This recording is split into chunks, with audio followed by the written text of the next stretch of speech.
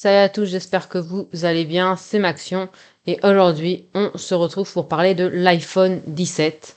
Donc on sait que sa date est annoncée, ça va bientôt sortir et tout, les précommandes. Donc voilà. Donc avant de commencer la vidéo, n'hésitez pas à vous abonner, liker et commenter. Et donc on va commencer par la date de sortie. Après les différentes gammes de l'iPhone 17, le design, les changements, l'écran, la performance, la photo, l'autonomie et le prix. Donc on va parler un peu de tout ça et tout tranquillement. Et donc, je vais vous présenter tout ce qu'on sait sur l'iPhone 17 2-3 semaines là, avant sa sortie. Donc déjà, si on s'habitue si on se fie aux habitudes d'Apple, l'annonce du 9 septembre devrait être suivie d'une précommande le 12 septembre, puis d'une commercialisation le 19 septembre. Donc voilà. Après, il y aurait 4 gammes de l'iPhone 17. Donc il y aurait l'iPhone 17 normal, l'iPhone 17R, donc qui serait le plus fin, avec 5,5 mm d'épaisseur. Pour rappel, l'iPhone 16, il faisait 7,8. Et je crois que l'iPhone S25 Edge, il est aux alentours de 5,7, 5,8. Donc ça serait l'iPhone le plus fin d'Apple. Après, il y aurait l'iPhone 17 Pro et l'iPhone 17 Pro Max. Voilà. Donc l'iPhone 17R devrait remplacer l'iPhone 17 Plus.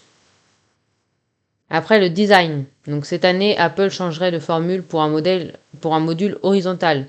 Si les objectifs conserveraient leur position, le flash serait déporté sur la droite. Et donc c'est une inspiration très Google Pixel. Et apparemment, ce serait mieux quand il serait posé sur la table. Ça éviterait que ça soit bancal, vous voyez, ce serait plus stable sur une table quand on le pose niveau caméra. Donc les principaux changements. Les modèles Pro pourraient abandonner leur châssis en titane pour troquer contre de l'aluminium. Donc cela, ça coûterait moins cher à Apple, mais ça ferait aussi un design moins haut de gamme, mais bon. Donc selon des rumeurs, l'iPhone 17 pourrait remplacer le bouton Action par un bouton capacitif doté d'un retour haptique. Donc ce nouveau bouton serait similaire au bouton de contrôle de caméra des iPhone 16, donc le bouton Action. Mais ce nouveau bouton capacitif d'un retour haptique, ça démultiplierait les usages. Il ne se contrerait pas juste d'un simple raccourci. Il pourra offrir d'autres contrôles. Des gestes ou des pressions différentes pourraient déclencher des multiples actions. Donc ce serait un bouton où on pourrait faire plusieurs choses avec et pas un seul truc. Donc pour ce qui est des écrans, pour les iPhone 17 classiques, donc il y aurait le ProMotion, donc qui tournerait à 120 Hz, donc l'écran il serait plus fluide. Il y aurait aussi le mode Always On, donc ce qu'on a déjà sur les montres souvent. Donc ça veut dire que l'écran pourra rester allumé en permanence. Donc c'est-à-dire on pourrait voir l'heure tout le temps et tout. Pour les iPhone 17, il y aura une nouvelle technologie avec un écran plus efficace, plus solide et plus réactif. Et pour tous les iPhones, il y aura un nouveau revêtement. L'écran sera plus résistant aux rayures. Les performances. Donc, ce qu'il y en est pour les performances, l'iPhone 17 sera équipé de la puce Apple A19 et l'iPhone 17 Pro aura la puce A19 Pro. Mais du coup, le refroidissement sera amélioré sur les modèles Pro.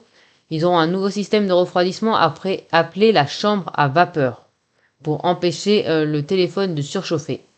C'est nécessaire car la puce A19 Pro est plus puissante et générera plus de chaleur, surtout pour les jeux et l'intelligence artificielle. Puis, ce qui est du niveau photo, l'iPhone 17 Pro. Le système de caméra arrière pourra avoir des améliorations. Donc il y aura un grand angle qui resterait à 48 mégapixels, un ultra grand angle qui passerait à 48 mégapixels et le téléobjectif passerait de 48 mégapixels au lieu de 12 mégapixels sur l'iPhone 16 Pro. Et il aurait un zoom de 5. La caméra avant, donc de selfie. Le capteur avant pourrait être amélioré sur tous les modèles d'iPhone 17, y compris les versions classiques et Pro, passant de 12 mégapixels à 24 mégapixels. Et pour finir, ce qui en est de l'autonomie et du prix. Donc il n'y aura pas de nouvelle batterie sur les nouveaux iPhone 17, mais l'autonomie sera améliorée grâce aux écrans. L'iPhone 17 Pro, l'écran utilisera moins de batterie. L'iPhone 17 classique, l'écran LTPO, donc qui tourne de 1 à 120 Hz, consommera moins que l'écran actuel à 60 Hz. Ce qui en est du prix, pour l'iPhone 17, on devrait être aux alentours de 969, comme l'ancien iPhone 16. Pour l'iPhone 17R, il serait disponible à partir de 1119. Et pour l'iPhone 17 Pro, on devrait être aux alentours de 1229. Et l'iPhone 17 Pro Max ou Ultra, il sera aux environs de 1479. Donc ça reste dans les fourchettes d'Apple. On dirait qu'ils changent pas leur stratégie à laisser des prix assez hauts, haut de gamme et tout. Bref, c'était tout pour cette petite vidéo où on parle des nouveaux iPhone 17 qui sortent d'ici 3 semaines. Si cette vidéo vous a plu, n'hésitez pas à vous abonner, commenter, liker et partager. Merci d'avoir regardé, c'était Maxion. Salut!